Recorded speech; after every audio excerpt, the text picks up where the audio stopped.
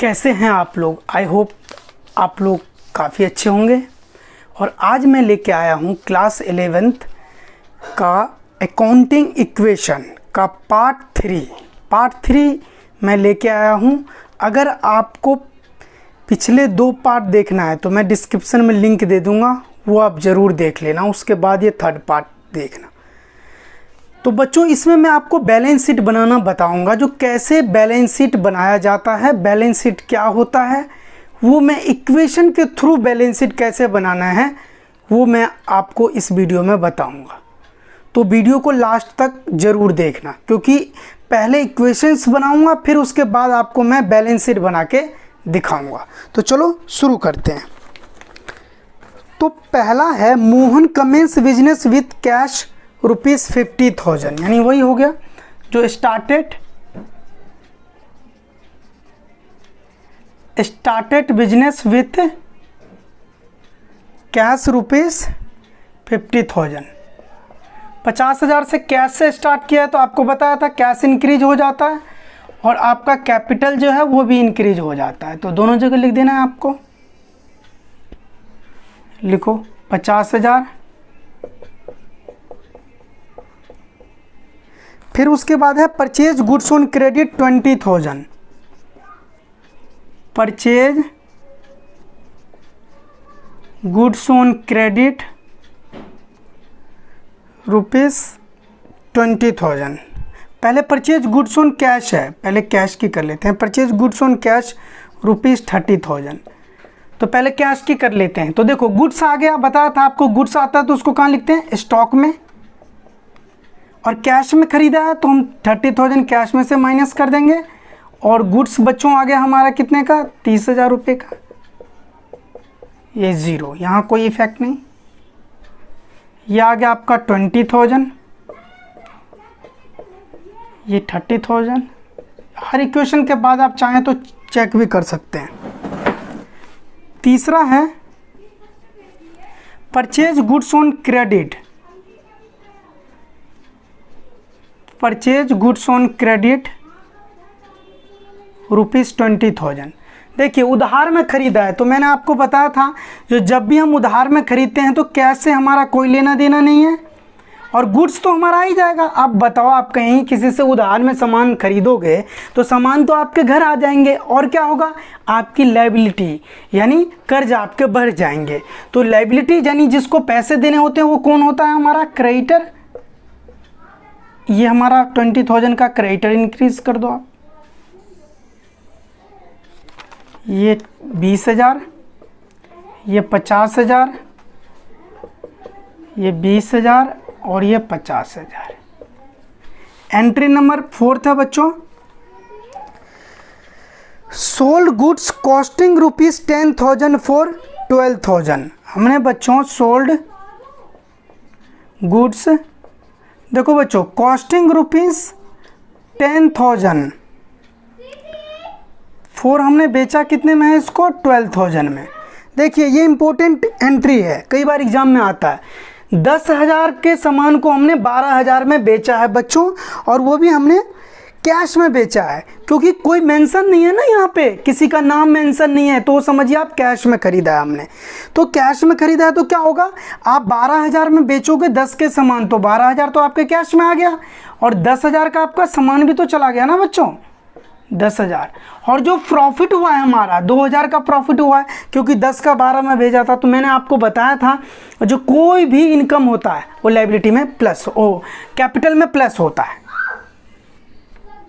ये हो गया आपका 32,000, ये हो गया आपका 40,000, ये 20,000 और ये हो गया आपका 52,000।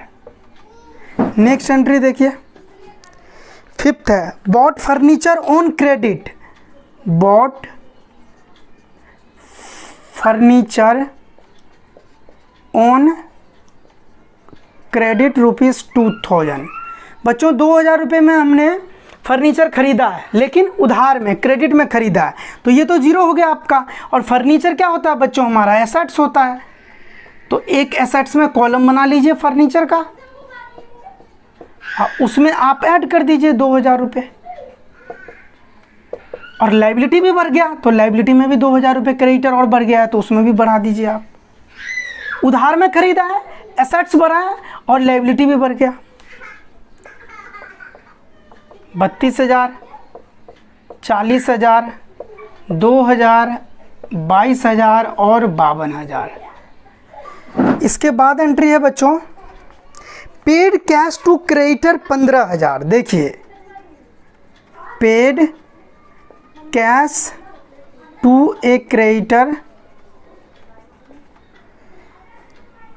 15,000 रुपये बच्चों हमने क्रेडिटर को दे दिया। तो देखो पैसे दे दिए क्रेडिटर को, तो क्या हो गया हमारा कैश, तो ये माइनस हो गया कैश, ये जीरो और हमारा क्रेडिटर भी जो है बच्चों वो भी क्या हो गया हमारा 15,000, वो भी कम हो गया। तो 32 में से 15 गया आपका हो गया 17,000, ये 40,000 और ये 2,000 और ये हो गया 22 में से 15 7,000 और ये हो गया आपका 52,000। लास्ट एंट्री है बच्चों वो है सैलरी पेड। तो सैलरी पेड मैंने कहा था कोई भी एक्सपेंस अगर होता है तो उसको आप कैश और कैपिटल दोनों में से माइनस कर दो। तो 1,000 रुपये का हमारा सैलरी दे दिया है हमने, तो हमारा 1,000 कैश और कैपिटल में से कम हो जाए। अब ये हो गया 16,000, ये हो गया 40,000, ये हो गया 2,000 और ये हो गया आपका 7,000 और ये हो गया आपका 51,000। ये हो गई आपकी एंट्री ख़त्म। अब बच्चों मैं आपको बैलेंस शीट बताऊंगा, जो बैलेंस शीट में इनको कैसे आप रिप्रेजेंट करोगे। तो पहले आप इसको उतार लो या स्क्रीनशॉट मार लो।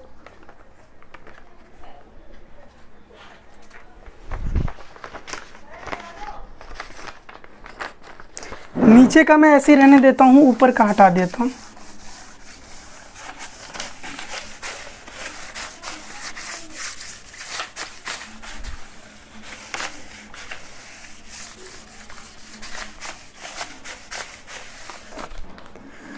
तो बैलेंस शीट में बच्चों आप क्या करोगे, बैलेंस शीट में दो साइड होता है, एक होता है एसेट्स बच्चों और एक होता है लायबिलिटी। ये लायबिलिटी होता है बच्चों रुपीस और ये एसेट्स होता है। तो बच्चों वो जो हम एक साथ जोड़ते थे ना, इन्हीं को यहाँ पे लिखना है। तो देखिए कैश था पहले हमारा, तो कैश बच्चों हमारा क्या होता है एसेट्स होता है, कैश को 16,000 रुपये लिखना है। उसके बाद में हमारा जो है सेकंड नंबर पे क्या था स्टॉक। तो स्टॉक बच्चों हमारा 40,000 का है। फिर उसके बाद में है हमारा फर्नीचर, फर्नीचर बच्चों 2,000 का। बस ये तीन चीज़ है। और इस तरफ आओ बच्चों, इस तरफ है हमारा कैपिटल। तो कैपिटल है बच्चों हमारा 51,000 का। फिर हमारा एक क्रेडिटर था, क्रेडिटर है बच्चों हमारा 7,000 रुपये का। देखो बच्चों ये 58,000 हो गया और ये भी 58।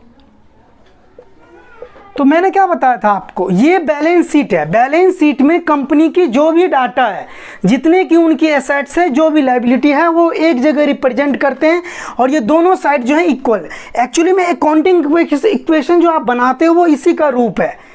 तो इसको हम अलग करके दिखाते थे, लेकिन आप जब एग्जाम में आपको बोलेंगे बैलेंस शीट में दिखाओ, तो बैलेंस शीट में क्या लायबिलिटी और एसेट्स दो भागों में बटा हुआ होता है। जो राइट हैंड साइड है वो आप एसेट्स और लेफ्ट हैंड साइड लायबिलिटी। तो लायबिलिटी में जो इक्वल के उस तरफ कैपिटल और लायबिलिटी जो दोनों थे वो इस तरफ लिखने हैं आपको, और जितने भी एसेट्स थे वो एसेट्स में लिखने हैं, और फिर मैच करना है। दोनों तरफ जो है आपके मैच कर जाएंगे। तो आई होप आप लोगों को वीडियो अच्छा लगा होगा तो चैनल को सब्सक्राइब जरूर करें और बेल बटन को भी दबाएं, जिससे कि सारी लेटेस्ट वीडियो सबसे पहले आप तक पहुंचे। बहुत बहुत धन्यवाद।